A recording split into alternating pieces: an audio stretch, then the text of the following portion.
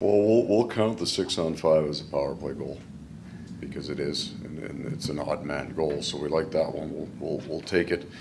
You know, the critique, we didn't like game one. We very, very much liked game two. Sometimes the goalie is their best penalty killer. We were really good in game two, and then somewhere in between in game three, but did, in my mind, get a power play goal. It's also our history in the playoffs, that our power play has taken 2 or 3 games to make the adjustments we need to make because we're seeing such extreme difference in styles.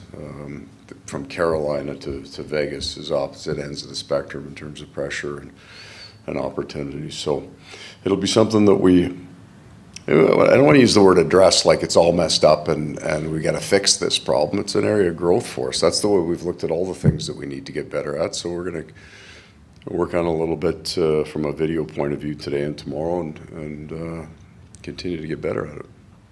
Right side, third row. Paul, it's 2-1. By the way, NHL. I guess I don't have to say it. You want to say your name? No. It's a 2-1 series now. It's still a little bit of an uphill for you guys to get this tied up. But I'm curious, as you look ahead, did you take some control back in this series by winning last night, or did you just give yourself a chance? I'm going to say we gave ourselves a chance, and that's at no point. And this is true of the Carolina series, you know. So we beat Toronto and Carolina 8-1. At no point did it feel like we had control of that series or games. And in all of the games, maybe this series less than any other, in Carolina and Toronto and games 3 and 4 at Boston, the other team had dominant points, periods, where they had complete control. So we've never felt now we got them, right? It's, I don't know, like the picture that just came into my head was that, and I don't remember, it's a frog reaching up, choking an alligator or something. Got him where I want him. No, we're scratching and clawing shift by shift. We're not looking for control. Back left. Hey, Paul. David Amber with Sportsnet. Thank you, David. Hey, at the Vegas availability this morning, their coach said we're not going to change much. We like what we're doing. Braden McNabb went as far as to say, you know, we've dominated at stretches. One, is that a fair assessment? And also, they're saying they're not changing anything. Are there specific things you're looking to change moving forward? I can't speak to their team. I would say, in general, not specific to our team, 80% to 90% of the adjustments that we talk about as adjustments are strictly a return to form. You know, going back to the way it's supposed to look, where we have to get back on our path, rather than saying, okay, we've done this all year, but now we got to go over and do this because what we did isn't working anymore. So we felt, especially in the first period last night, we looked more like the way we're supposed to look. And that doesn't mean you're dominating. It just means how pucks go in, how pucks come out, the things that we have been good at. We were better at in the first period than in any of the, I'll leave the overtime out, any of the other 9 periods. That was closer to the way we would like to look. So the adjustments that we make are usually special teams adjustments, so we have some work to do there. But 5-on-5, I thought we had a little bit of a return to form. Left side, third row. George Richard, Floridahockeynow. Paul, I think you guys got off, what, 23 shots on goal last night, something? What are they doing to keep you guys from getting shots? Because it looks like whenever there's traffic in front, Hill has a little bit of trouble. I mean, how do you increase that and really start putting pressure on him and making him maybe work a little more? I think they're blocking a lot of shots. They're structured to block a lot of shots by how close their defense plays. And the 35 shots we had in game 1 or 2 didn't do us much good, only got us 2. So it's not, the idea of generating more offense has always been somewhat dangerous for our team. So still stick with D. We need to. Front left. Hey, Paul, Ian McIntyre from Sportsnet. Everyone who's ever held the job that you hold preaches moving on after a game, win or lose, and resetting. But when you win a big playoff game in overtime, is there an emotional benefit that can actually carry over? Can it help in some ways more than a regulation win? Yeah, overtime wins are more fun. They are, right? I don't think, we've had a whole bunch of them, and we haven't over-celebrated them, but they are more fun, right? You win a game in regulation, half your team kind of walks off the bench, right? And they skate and they tap pads, and it's fun. It's a good thing.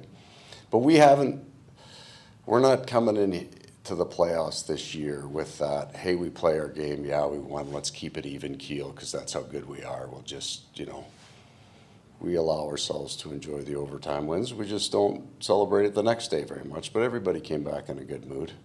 It's a different group, and in the underdog role, you need to find energy places, so we allow them to take some energy in after that and enjoy it. Take 3 more questions, front right. Hey, Paul. David Twart, WPLG, Local 10. Good to see you. As somebody who's been with multiple franchises for extended periods of time, just what do you think it means to guys like Barkey and Eki that have been with this franchise for so long to finally see not just the success they're seeing this season, but for the franchise in the final? The perception of, no, I don't want to answer it like that. These are good men. So when you get a guy that's a franchise player, usually also means they're getting paid pretty well. They feel a responsibility. They do. That I see that tagline sometimes, and maybe it's true in other sports, or maybe it's true for certain people, these $1 million players. They're just people too. And when you get paid that much money, if you're a cornerstone, and there are 2 or 3 guys on every single sport franchise that are, they carry a weight with that too, and a pressure with that. They do. They want it, right? It's not just they're tied into the community, the Barkovs and Ekblads or Florida Panthers.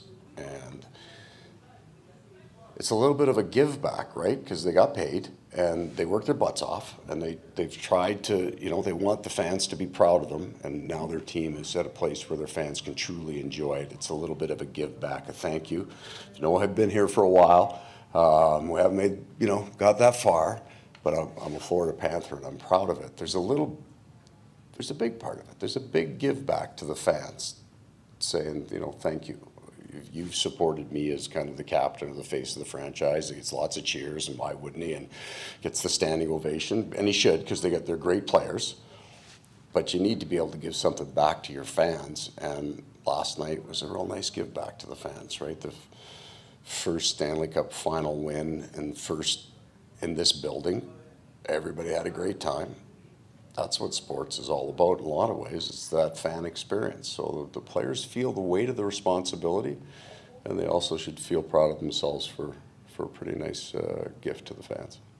2 more questions, front left. Tom Gliddy, NHL.com. I have 2 questions for you about Gudas. Have you ever coached a player with a more impressive beard? And what is his presence on your defense? I know you're maybe not trying to be as aggressive physically, but what does his presence mean for you guys defensively back there, and also in the locker room, I guess? Do the second half first. Radko Gudas is a far more technical player and systematically right player than people would understand. I don't expect them not to, because all of the highlights are him blowing somebody up.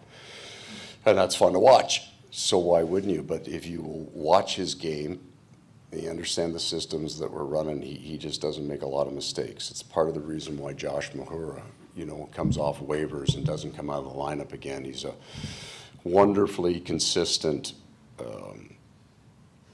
mentor, because he also plays at the same intensity level every night. You don't get to sit beside Radko on the bench and think, well, maybe I'll just go half speed tonight. No, I'm not feeling it tonight, because Radko is not going to allow that. But not in a, hey, kid, I'll club you if you don't get moving. It more, we got to go, we got to be better.